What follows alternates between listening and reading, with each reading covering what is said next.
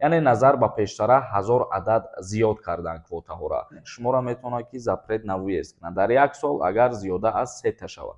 ман мехонам шигри худо аввал информатсияро дастрас мекунам, ура мехонам аз худ мекунам аллакай ба мисли як дарс шидагие бигем ба ман.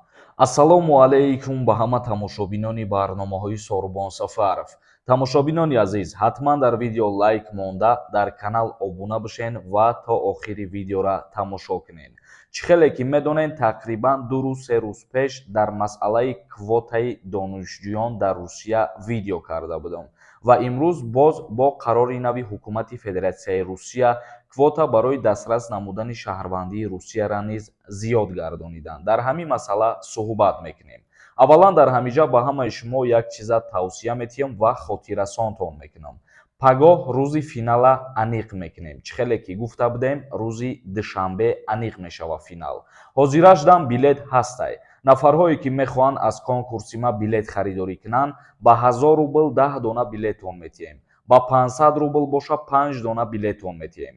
номерои ватсапе ки дар рӯи экран дидестен, дар ҳамин номерои ватсап картаи Сбербанк ҳастай.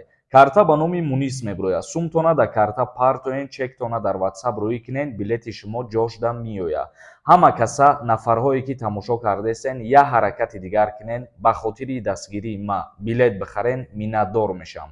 ҳамагӣ 75 дона приз мондагием. як нафаре ки билети бисёр мехара соҳиби як 015 мешавад. ғайри ин 4 тай дига мошинай, конвертҳои пулияй ва телефон. ҳаракат кунед. русия теъдоди квотаҳоро барои довталабони ҷумҳурии Тоҷикистон афзоиш дод, аз ҷумла донишҷӯён ва нафарҳое ки мехоҳанд шаҳрвандии Русияро дастрас кунанд.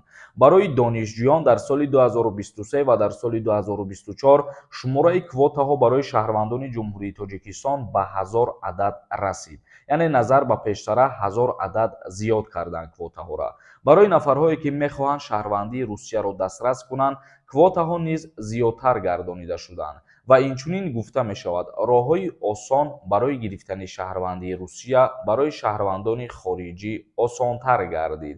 яке аз роҳҳои осонтар гардидани гирифтани шаҳрвандии Русия айни ҳол дар масъалае мебошад ки агар шаҳрванди хориҷӣ дар Русия фарзанд ба дунё биёрад ва оиди квотаҳо шумораи аниқаш гуфта шидагӣ нестай дар инҷа ки чӣ қадар зиёд шидагиай, вале гуфта шидагиай ки назар ба соли пештара 3 маротиба зиёдтар шид гирифтани квота оиди дастрас намудани шаҳрвандии Русия. ва инчунин гуфта мешавад ки қарор дар бораи ҷудо кардани курсиҳои иловагӣ мувофиқи хоҳиши роҳбари ҷумҳурӣ қабул шудааст, қайд намуданд. илова бар ин муовини раис таъкид кард ки ин иқдом низ пас аз машваратҳо бо роҳбарияти вазорати маорифи ҷумҳурии Тоҷикистон, ҳамчунин бо ҳамкорони рус ва мустақим бо сафири кишвар дар ҷумҳурӣ амалӣ гардиданд. тамошобинони азиз, ин буд як ахбороти нав ба маълумоти ҳамаи шумо расонидем. акнун ба хондани комментарияҳо шурӯъ мекунем. бо диққат гӯш кунед то ба саволҳои худтон ҷавоб бигиред.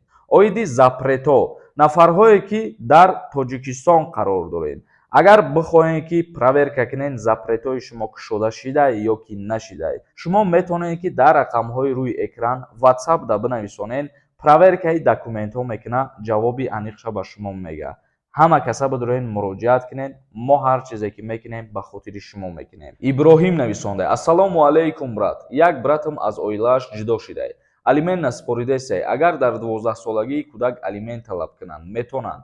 бале, дар ҳолате ки ҳамсар аз занаш мисол ҷудо мешавад ва фарзанд доштагӣ бошанд, то синни 18-солагии фарзанда падараш бояд ки алимент биспорад ва баъзе ҳолатҳое ҳастанд ки қонунгузории ҷумҳурии Тоҷикистон муқаррар кардагиай баъди 18-солагӣ агар ки фарзанд дар ягон донишгоҳ ё дар ягон донишкадаҳ дохил шавад, дар ин ҳолат ҳам падар уҳдадор мебошад ки ба фарзанд алимент биспорад. меҳроб маҳмуд нависонда: ассалому алайкум дӯстам Сорбон, худованд ҳамеша сарбаланд бошӣ бародари азиз. ман метавонам ба праваи тоҷикӣ фура ҳайк кунам дар Россия. дар Федератсияи Русия вақте ки шумо дар ягон ширкат кору фаъолият мекунед ба ҳайси ронандаи таксӣ ё ки фура ё ки дулан дигар чизҳо, мутаассифона шумо наметавонед ки ба праваи тоҷикӣ кор кунед. осмон рангин нависонда. Ассалому алайкум, акаҷон финали конкурс чӣ шид? Ҳамира мегуфтен, бесаброна интизорем. бародарҷонои ма, финали конкурса чӣ хеле ки гуфтам, пагоҳ рӯзша аниқ мекунам, лекин билетҳои мо тамом шидагӣ нестанд. Ман боварӣ дорам ки пага рӯзи финала аниқ кунам, то финала шумо дастгирӣ мекунед ва боқимондаи билетҳоро мо фурӯхтан мегирем. Ҳама каса ҳаракат кунед ки мо тезтар финала бигзаронем. давлатов нависонда. Ассалому алайкум, акаи Сорбон, раҳмат барои хабарҳои муҳим ба мо пешкаш мекунӣ. маро видварения доданд, ҳамирам депортай. видварения аз депорт ҳамин қадар фарқият дорад ки солҳошон камтар мебошад. ба мисли депортатсия бигем, агар хато намекунем бародар. сабур нависонда. Ассалому алайкум, ака бигӯед, барои штрафи мошин камераву гаи депорт мекунанд? Раҳмат пешакӣ. ана ҳамин штрафи гаиву камера административни правонарушения мешавад. ҳуқуқвайронкуниҳои маъмурии хурд ба ҳисоб мераванд ҳамин чизо. агар дар ҳолате ки шумо штрафа пардохт накунед, шуморо метавонад ки запрет навуез кунад дар 1 сол, агар зиёда аз 3 шавад. назриев нависонда. Салом Сорбон додар, бисёр хуб мешуд ки дар ҳар як навори навбатӣ қурби доллар ва рубли русиро мегуфтед. ман як подписчики деринаи шумо, пешакӣ раҳмат. гап нест бародари азиз, пешниҳоди шумо қабул, иншааллоҳ ҳамихе мекунем. касе ки розияй фикроша бинависа. макс нависонда. акаҷон яка писароро хизмат мебаранд, дар ҳамин бора маълумот медодем. нафарое ки як фарзанд мебошанд аз даъваткунӣ ба хизмати ҳарбӣ озод ҳастанд. ғарибача нависонда. Ассалому алайкум, сози хуби ака хизмати пулакӣ ҳаст? бале, дар ҷумҳурии Тоҷикистон бо тариқи пардохт кардани маблағ дар муддати 1 моҳ ваени билет гирифта метавонед. ира хизмати алтернативӣ мегӯянд. ҷек нависонда. патенти ман соли 2022 гирифтамаш, 5900 месупоридам. баъди соли нав қимат шид. ман 5900 супорида истам то ҳозир. аннулирова чидагӣ нест брат. ман дар ҳамин бораҳо ба ҳамин хотир шуморо тавсия метиҳам ки проверка кунед патентотона ё ки запретотона. баъзе вақтҳое ҳастае ки ман як нафара реклама мекунам, дар ҳамон одам муроҷиат кунед, проверка мекунам. муҳаммад нависонда. ака ассалому алайкум, ҳамин ман 27 шидам, ба хизмат даъват мекунанд мара. нафарҳое ки 27 сола шиден аз даъваткунӣ ба хизмати ҳарбӣ озод ҳастед.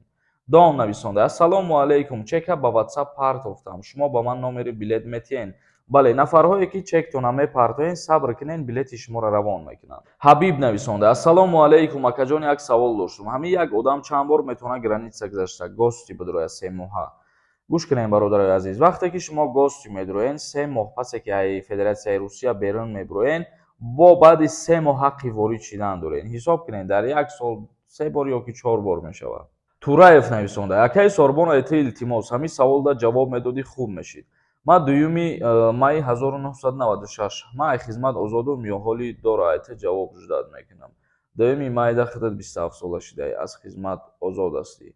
мирзоев нависонда. ту чиро медонӣ мегӣ ай пеши худат ҳар чӣ мардума фреб када гаштаӣ?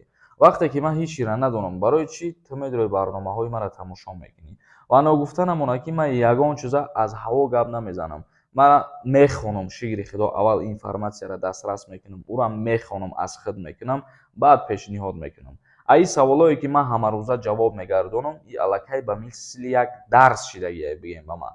чунки тӯли 5 солаи ман дар ҳамин мавзӯъҳо гап мезанам, аллакай ба ҳар як саволи шумо ман сразу ҷавоб дода метавонам. тамошобинони азиз, видеоро ҷамъбаст мекунем. то наворҳои оянда, худованд ҳамаи мову шуморо нигаҳбон бошад.